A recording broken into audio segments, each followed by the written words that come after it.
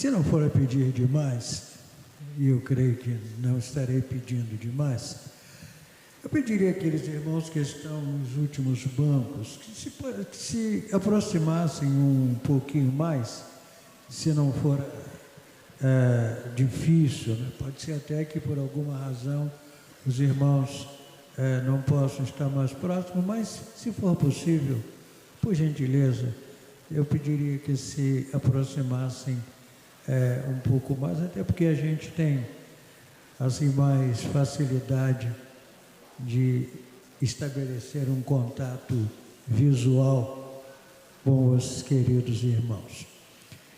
Aproveito também para lembrar aos queridos que no próximo domingo, no culto da manhã, nós teremos a celebração de batismos ali da nossa missão, dirigida pelo pastor Ricardo e a nossa irmã Cláudia. O pastor Ricardo estará tendo o privilégio de realizar os seus primeiros batismos. Então, isso vai acontecer no próximo domingo, no culto da manhã.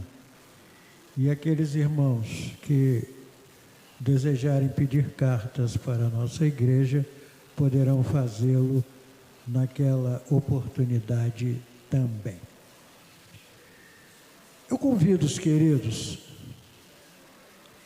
a abrirem suas Bíblias no Evangelho segundo escreveu Mateus, capítulo 25, onde nós leremos do versículo 31 até o versículo 46. Conquanto seja um texto um pouco longo, mas mesmo assim, eu pediria aos queridos que se colocassem de pé para lermos esta expressão. E eu gostaria que enquanto nós fôssemos lendo, a gente tentasse visualizar a cena em nossa mente, em nosso coração, porque esse texto fala de uma cena e de um acontecimento glorioso, mas também dramático. Mateus capítulo 25, do 31 ao 46. Leamos todos juntos. Todos. Quando vier o Filho do Homem na sua majestade e todos os anjos com ele, então se assentará no trono da sua glória e todas as nações serão reunidas em sua presença e ele separará uns dos outros, como o pastor separa dos cabritos as ovelhas. E porá as ovelhas à sua direita, mas os cabritos à esquerda. Então dirá o rei aos que estiverem à sua direita: vinde, benditos de meu Pai, entrai na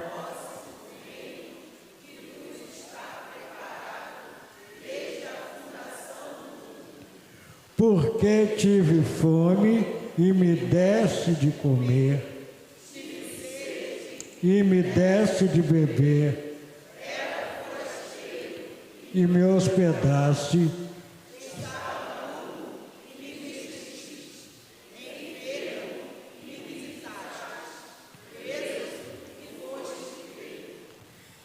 então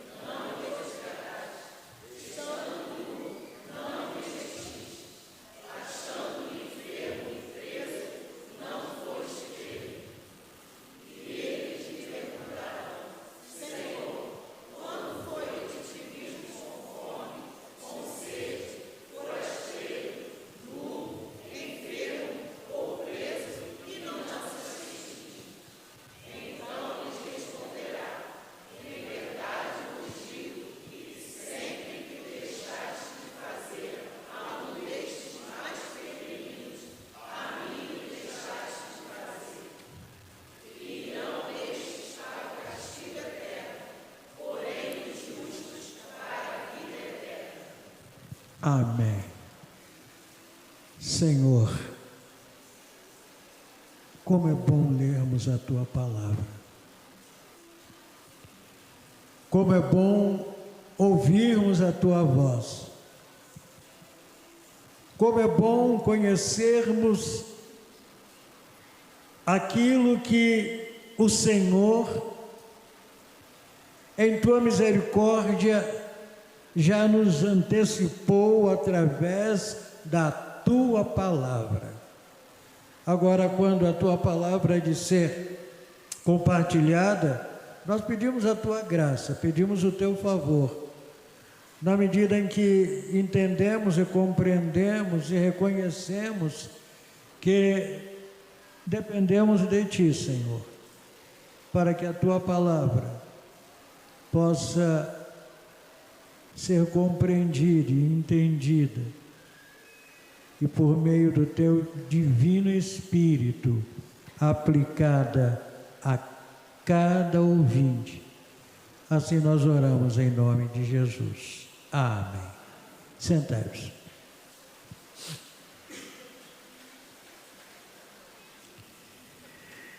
Esse texto nos fala de dois acontecimentos.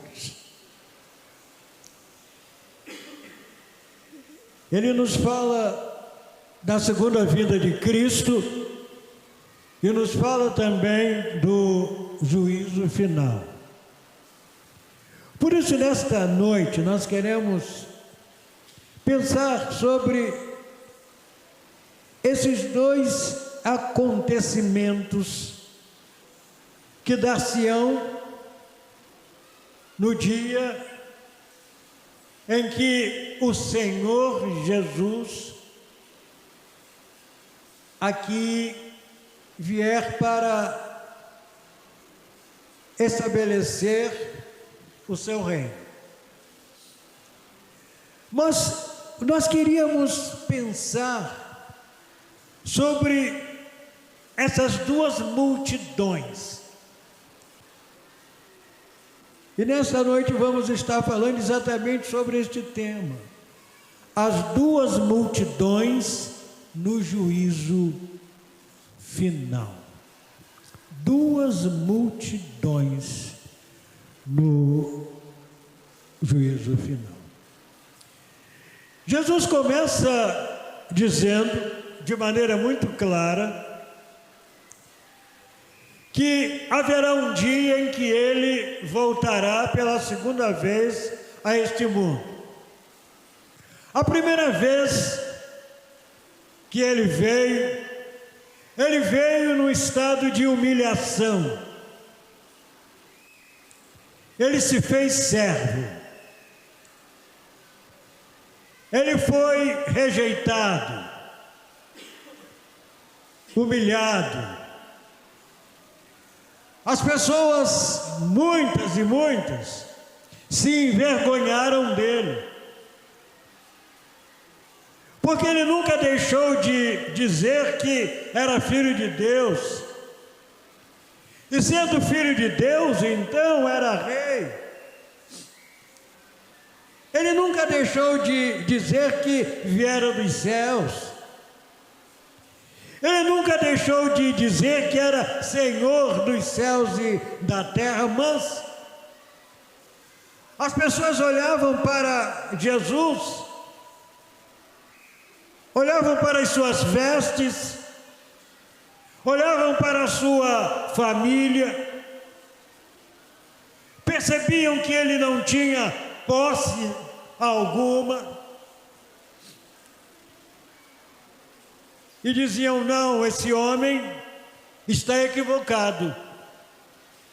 Ele não é o rei que nós esperamos. O Messias com o qual nós temos sonhado, não é. Ele está enganando a gente.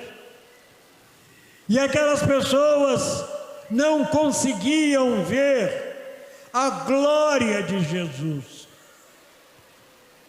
Eles olhavam apenas para o estado de humilhação, para aquele homem, ainda que sábio, absolutamente sábio, absolutamente santo, absolutamente puro.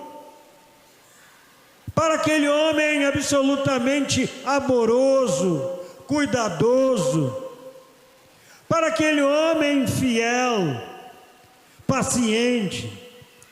Parecia que aquelas pessoas não viam isso. Ou talvez um grupo muito pequeno.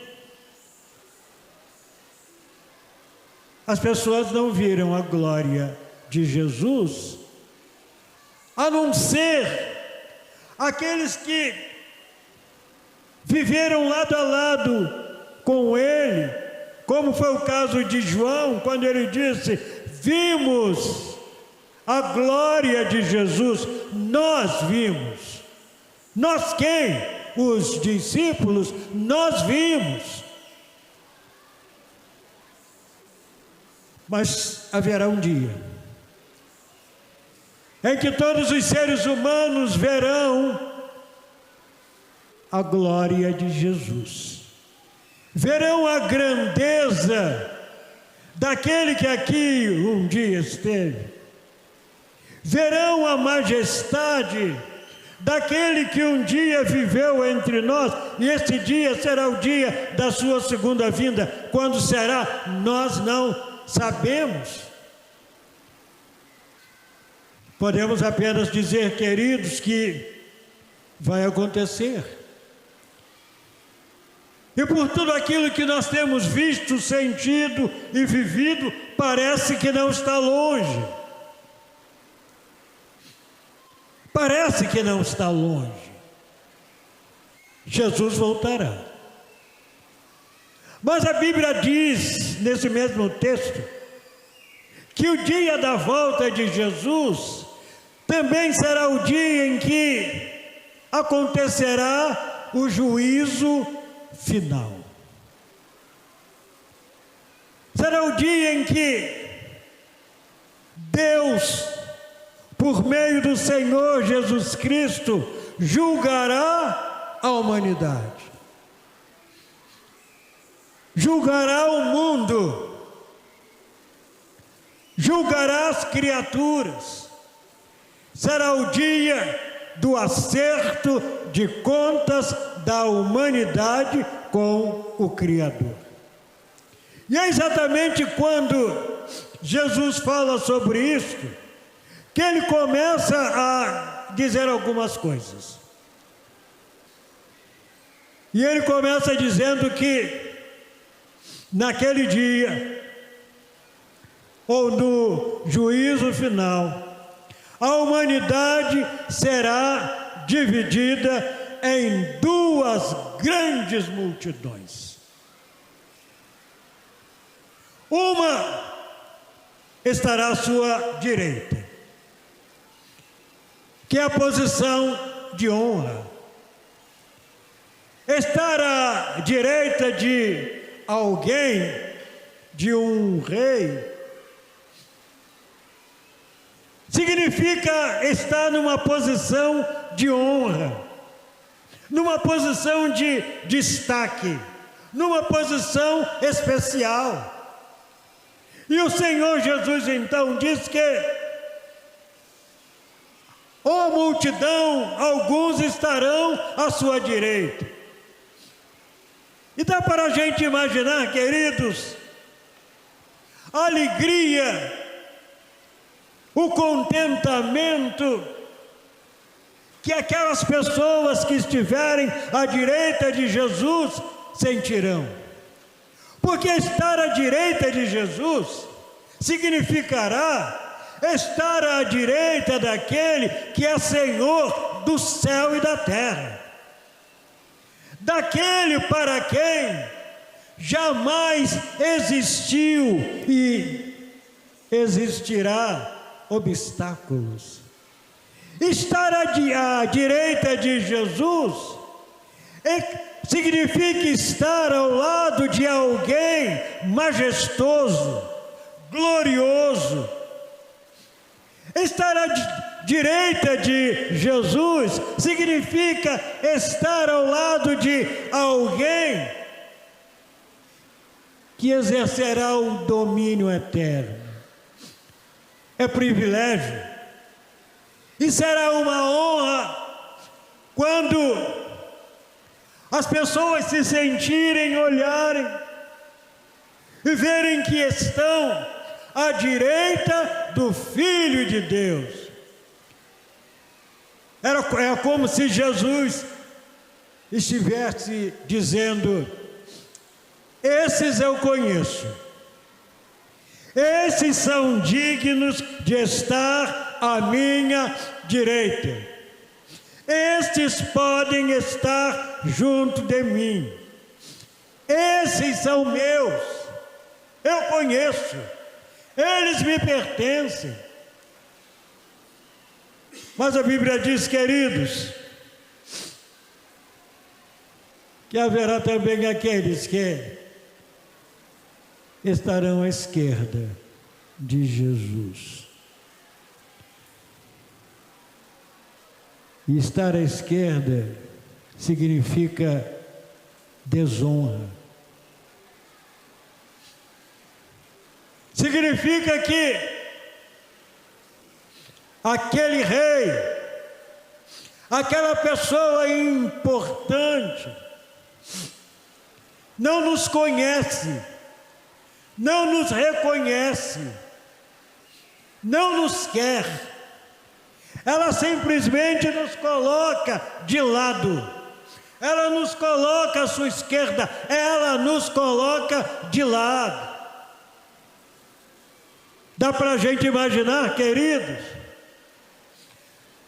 que isto vai acontecer de maneira pública. Os anjos, todos os anjos, diz o texto, acompanharão Jesus, não apenas alguns, mas todos. É o cortejo celestial.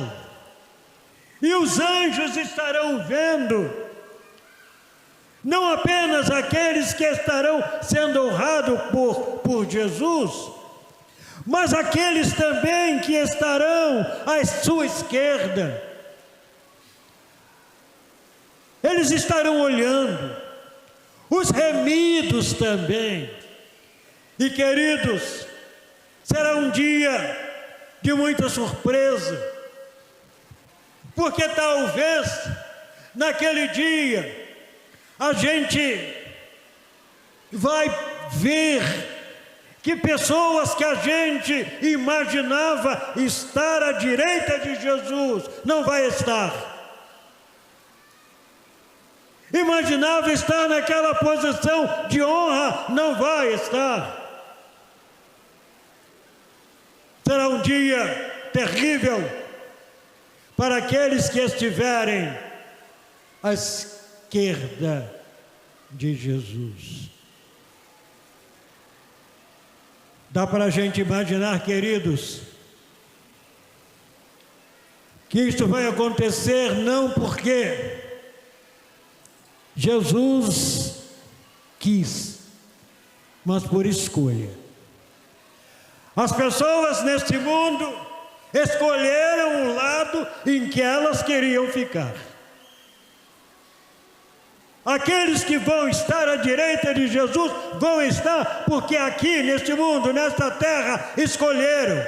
Eu quero ficar ao lado dele, eu quero ficar com ele, eu vou andar com ele, eu vou caminhar com ele. Sei que é difícil, sei que o caminho é estreito, sei que há lutas, sei que há dificuldades, obstáculos, mas eu quero andar com Jesus.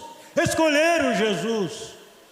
E porque escolheram Jesus, naquele dia estarão à sua direita. Mas a Bíblia diz que também os que estiverem à sua esquerda estarão, queridos, porque tomaram essa decisão aqui na terra. Não quiseram ouvir a voz de Jesus. não quiseram obedecer Jesus, preferiram seguir o seu próprio caminho. E naquele dia, o dia da grande separação,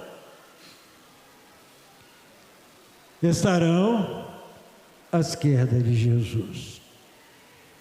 Você vai ouvir isto e certamente você dirá: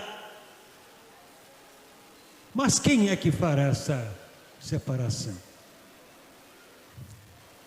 Quem fará isto? E quando olhamos para o texto, a Bíblia diz, queridos meus, que quem fará essa separação será o próprio Senhor Jesus. E a primeira coisa então que a gente percebe ao ler o texto é que haverá um tratamento individual. Sim, a grande multidão vai estar diante de Jesus, mas todos terão que tratar pessoalmente, individualmente com Cristo. E o texto que nós lemos expressa isso quando diz: e Ele separará uns dos outros. As pessoas terão que lidar com Jesus. É Ele que vai olhar e vai dizer: você à minha direita, você à minha esquerda. Você à minha direita, você à minha esquerda. Será um tratamento individual, um a um. Não será um tratamento em grupo. Assim como a salvação é individual, naquele dia, as pessoas também terão que estar lidando individualmente com o nosso Senhor e Salvador Jesus Cristo, e Ele vai falar conosco. E Ele, queridos meus, vai fazer esta separação sem erros, sem equívocos. Será uma separação inequívoca, sem erros, sem falhas, sem enganos, porque Ele conhece tudo. Ele conhece não apenas as nossas ações, mas Ele conhece os nossos corações. Ele conhece o porquê nós agimos daquela ou desta maneira. Ele conhece tudo a nosso respeito. E Ele conhece a gente, repito, de maneira muito profunda. Muitas vezes nós somos levados a pensar que neste mundo de quase 8 bilhões de pessoas, Deus talvez não consiga olhar para nós. Talvez nos veja como alguém perdido na multidão. Mas não é assim, queridos. Não é assim. E não será assim. E naquele dia, queridos, quando todos os seres humanos, e é bom que a gente tenha em mente que naquele dia todos os seres humanos estarão diante de Deus, de todas as épocas, de todas as eras, de todas as raças, de todas as culturas, de todos os povos, de todas as línguas, de todas as condições sociais, morais, intelectuais, todos sem exceção estarão diante do trono de Deus. Ninguém escapará, nem os que morreram, porque naquele dia haverá grande ressurreição. E a Bíblia diz que a morte dará os seus mortos, e eles estarão diante de Deus. nem os que estão no inferno. O inferno também dará. Todos verão Jesus vindo. Todos estarão diante dele. Todos terão que lidar com ele. Todos terão que ouvir a sua voz. Todos, não haverá como fugir. E não haverá como enganar o Rei dos Reis. Não haverá como dar um jeitinho, se esconder. Tinha que estar na esquerda, mas dá um jeitinho, vai se esgueirando. Não haverá como. Será o dia, queridos, da grande revelação. Porque naquele dia, as pessoas terão que lidar com aquele que conhece tudo. E muitos dirão: Senhor, em teu nome não realizamos maravilhas. Em teu nome não expulsamos demônios. Em teu nome não fizemos obras fantásticas. E Jesus dirá: sim, fizeram porque não foi em nome delas, foi em nome dele. E Deus zela pelo seu nome. E quando alguém usa o nome de Jesus, quando alguém invoca o nome de Jesus, não é por ele, é pelo poder de Jesus, porque Deus zela pelo seu nome. Milagres podem acontecer, sim, mas muitas vezes, como Jesus vai dizer: eu nunca te conheci. Você fez tudo isso em meu nome, mas em verdade você nunca foi meu. Você nunca me pertenceu. Por que não? E a Bíblia diz: afastai-vos de mim, vocês que cometeram iniquidade, que viveram pecando, que viveram fazendo exatamente aquilo que eu não quis ou não queria que vocês fizessem. Afastai-vos de mim. Fizeram a minha obra, em alguns momentos sim, mas pecaram, cometeram iniquidade. Afastai-vos de mim. Ah, queridos, será um dia em que Jesus vai fazer a separação. Será o dia em que ele vai separar o joio do trigo. O joio do trigo. O joio e o trigo cresceram juntos, se parecem, assemelham-se.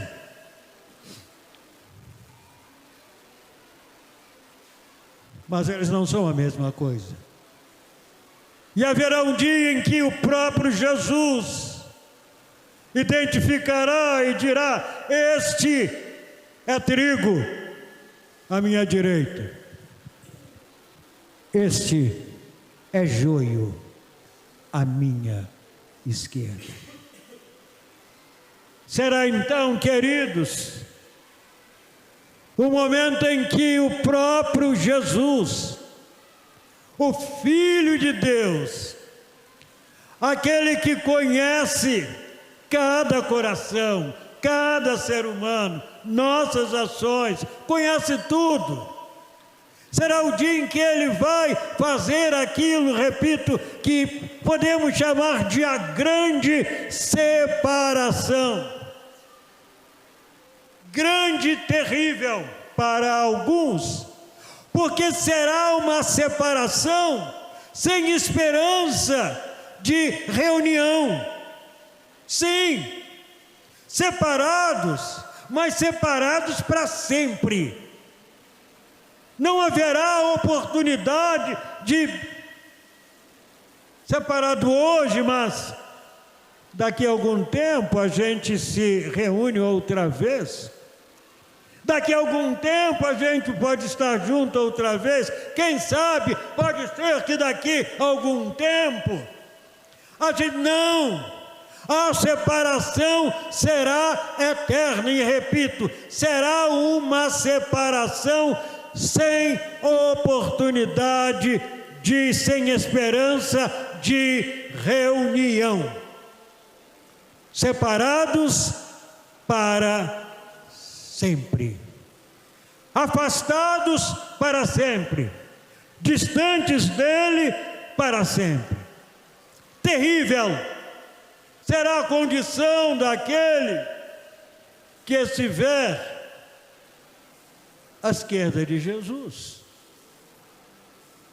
E alguém poderá dizer: mas isto é uma parábola. Não, não é. É uma mensagem profética. Uma mensagem na qual Jesus está antecipando aquilo que irá acontecer. Eu gostaria que você entendesse que, quando Jesus diz isso, ele não está apenas usando símbolos, mas ele está mostrando a realidade daquilo que acontecerá naquele grande dia. Mas agora você vai parar e vai perguntar e vai dizer: sim, mas em que base essa separação será feita? Qual é o padrão que será usado para isto? Qual é a base, qual é o padrão? Vai haver fundamentado em quê? Valeria a gente dizer, queridos,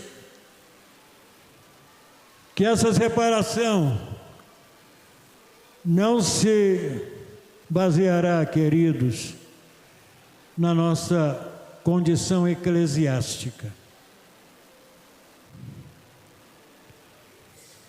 Ninguém vai estar à direita de Cristo por ser pastor, por ser diácono,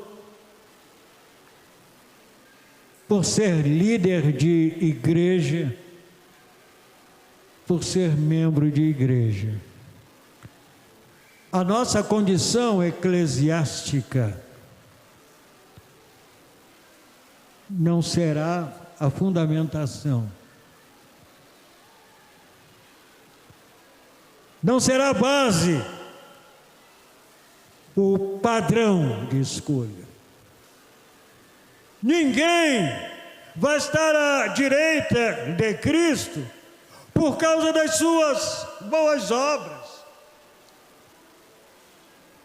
As boas obras em si mesmas, elas não têm este poder. Ninguém vai estar à direita de Cristo simplesmente por observar alguns deveres religiosos. Nada disso. Há uma razão. E será esta razão que vai dizer se eu vou estar à direita e à esquerda. E você diria: que razão é esta? E esta razão chama-se relacionamento com Jesus. O que vai fazer com que alguém fique à direita de Jesus ou à esquerda dele será a existência de um relacionamento com ele, ou a falta de relacionamento com Ele. Isso se torna muito claro para nós quando olhamos o texto. E o que é que nós vemos? Nós vemos a multidão que está à direita de Jesus. E a primeira coisa que Jesus diz para aquele grupo é: vinde, benditos de meu Pai, possuí por herança o reino que vos está preparado desde a fundação do mundo. Jesus então deixa claro que a nossa herança, a herança daqueles que vão estar à sua direita, não foi algo preparado de última hora. Muito pelo contrário, foi algo preparado com antecedência, com cuidado, com amor, com carinho. Foi preparado desde a fundação do mundo. Aquele lugar onde os salvos irão habitar foi preparado com antecedência. As condições que os salvos irão vivenciar foram também estabelecidas com antecedência. Tudo preparado previamente. Tudo. Além do que, são benditos. Benditos de meu Pai. Vocês são muito felizes. São felizardos. Vinde. E as pessoas vão ficar ouvindo. E ele vai dizer: tive sede e me deste de beber. Tive fome e me deste de... Estava nu e não tinha lugar onde morar, e vocês me hospedaram. Estava preso e me visitastes. E aí, aquelas pessoas olharam e Jesus cita exatamente isso e vão dizer: mas espera aí, quando foi que nós fizemos isso pelo Senhor? Quando foi? Quando foi? Quando foi, Rei dos Reis? Quando foi, Senhor dos Senhores, que nós fizemos isso? Que nós te demos água para comer, que nós te demos comida para vestir, que nós te demos um lugar para se hospedar?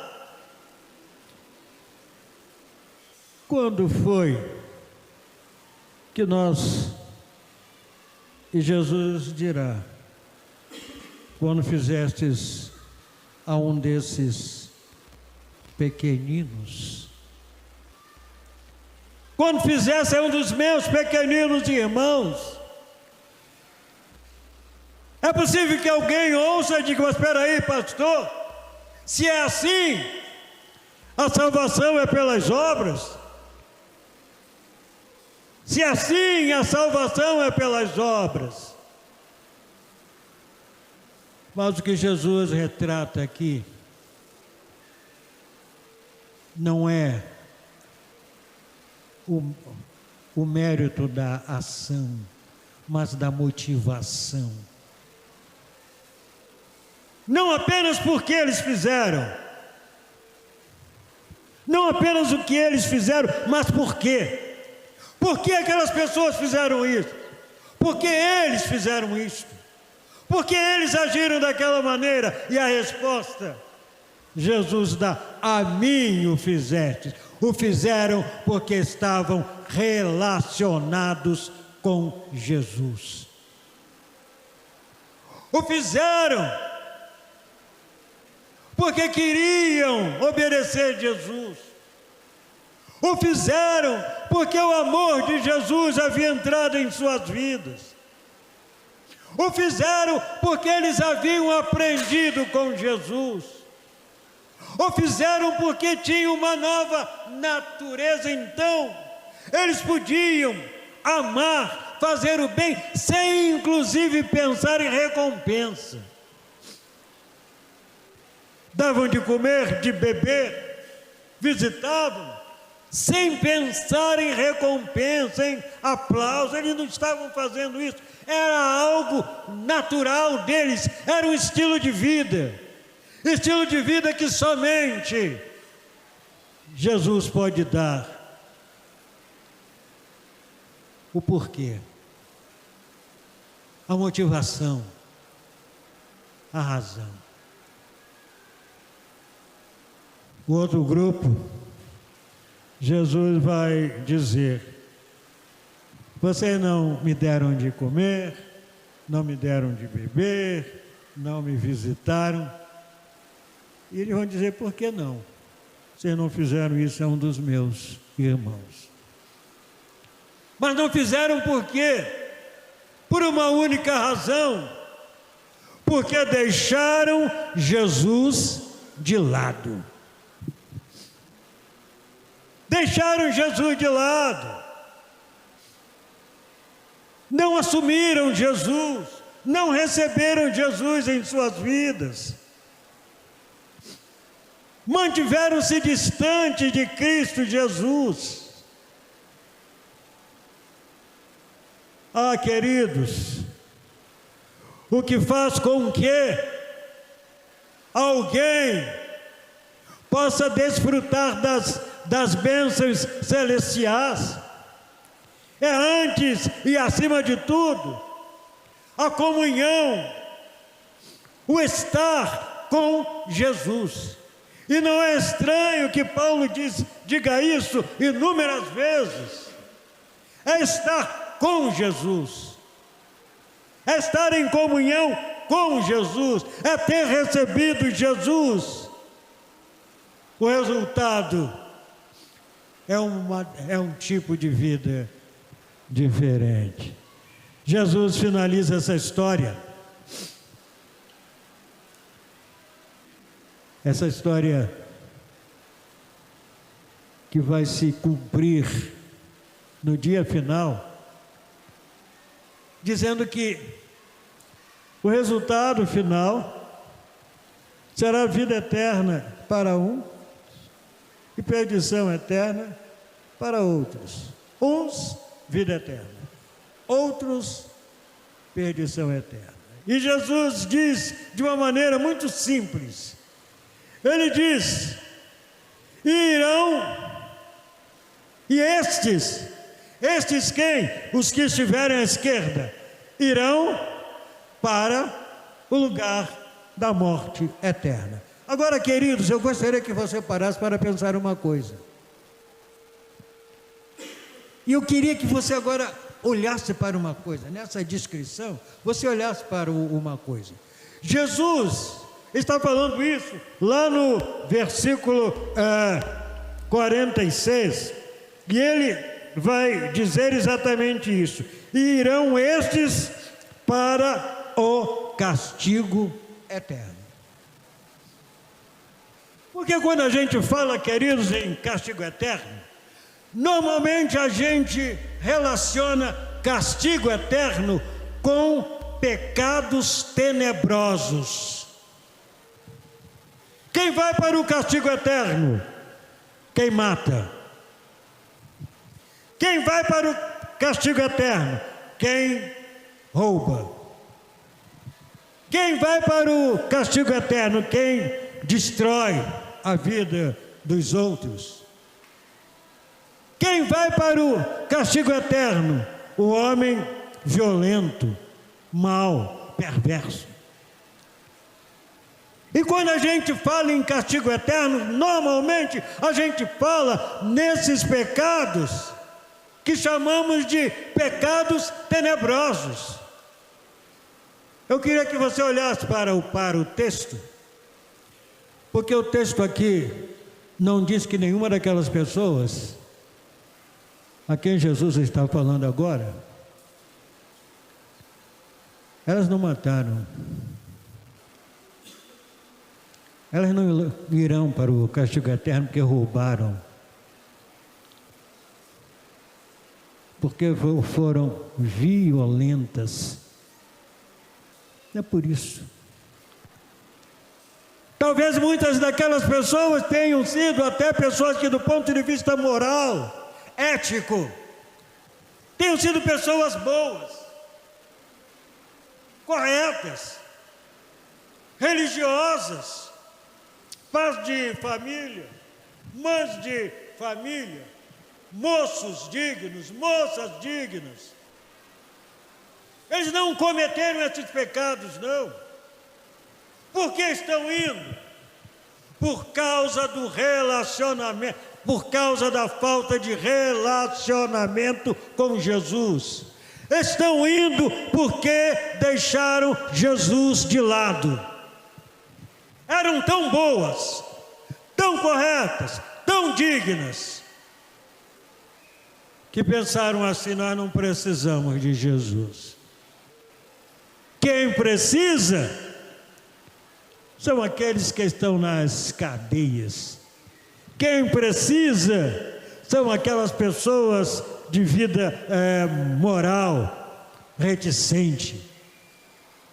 Eu não. Tenho uma vida moral correta. Amo a todo mundo. Cumpro os meus deveres. Sou até religioso.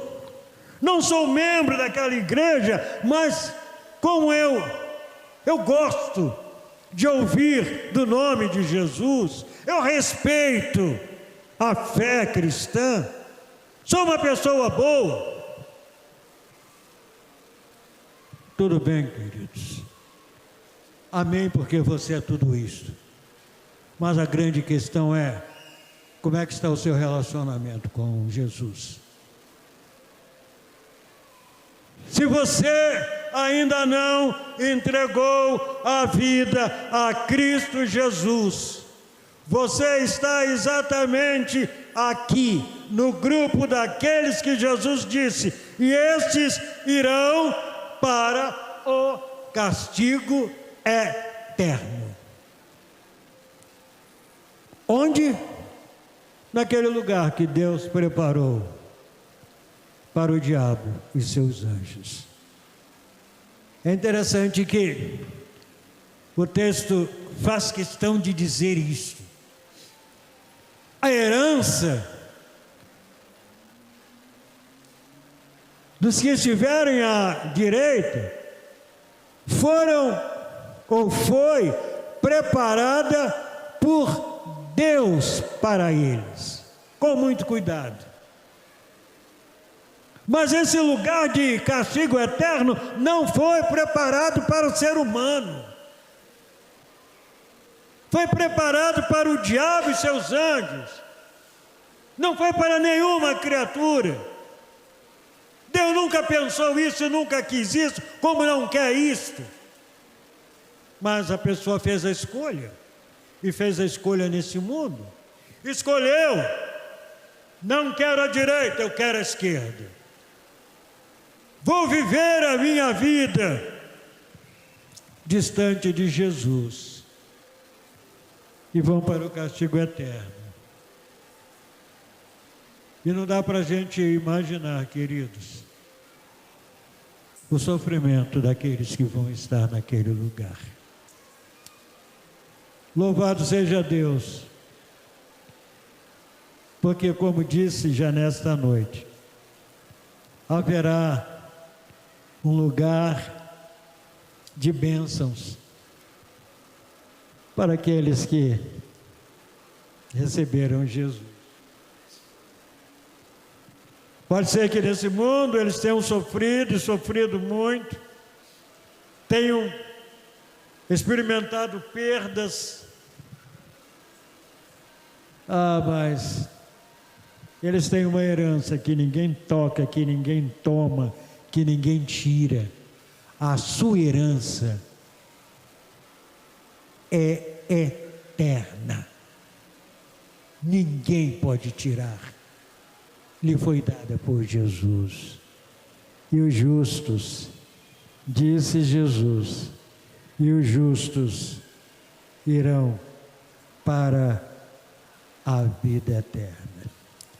Eu finalizo essa mensagem, querido,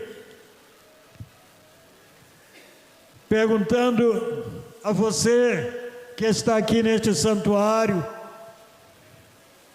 que está participando deste culto, presente aqui neste lugar, ou para você que está em sua casa agora, ou em outro lugar assistindo esta mensagem. A pergunta que eu quero fazer é: hoje, agora,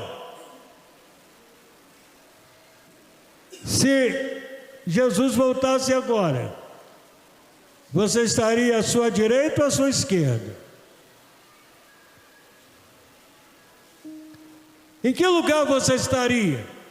Em que posição você estaria? Se Jesus voltasse agora, Ele olharia para você e diria: na minha direita. Ele vai chamar cada um de nós pelo nome. À minha direita. Olharia, citaria o seu nome e com tristeza diria: à minha esquerda. Talvez você dissesse: mas Senhor, não tem jeito. Não tem jeito, eu agora reconheço que o Senhor é Deus, que o Senhor... Ele simplesmente dirá: agora, meu filho, a porta da salvação está fechada. Você já fez a sua escolha. Você escolheu a esquerda. É aqui que você vai ficar. Se Jesus voltasse hoje, em que lado você vai estar? Eu não sei, queridos. Eu posso responder por mim, mas eu gostaria que você dissesse: se Jesus voltasse hoje, Ele vai olhar para mim e vai dizer: apesar das suas falhas, dos seus pecados, você me recebeu. Você é um bendito do meu Pai. Fica aqui à minha direita. E você vai vibrar, você vai saltar, você vai sorrir, você vai ficar encantado quando Jesus olhar para você e dizer: você, minha filha, você, meu filho, é um bendito. Fica aqui comigo, fica aqui na minha direita. E você vai olhar para Jesus e vai dizer: Senhor, eu não mereço. Ele vai dizer: eu sei, mas você me recebeu. Fica aqui. Você vai subir comigo. Você vai estar com meu Pai lá no céu. Fica aqui. Eu, você, os seus irmãos e os anjos, todos subiremos e vamos viver juntos lá no céu. Que bom será a gente ouvir isso de Jesus. Ouvir isso. Quão terrível será a gente ouvir: não, eu nunca te conheci. Mas não sei quem é você. Você não me pertence. Você não vai subir. Muito pelo contrário, você vai descer. Você não vai subir, você vai descer. Não, queridos. Que Deus abençoe você. Que Deus abençoe você. E que nós nos preparemos para aquele dia fantástico, maravilhoso, para ouvirmos este bendito do meu Pai, proferido por Jesus. Enquanto esse dia não chega, queridos, façamos a nossa obra, continuemos servindo o Senhor. Amém.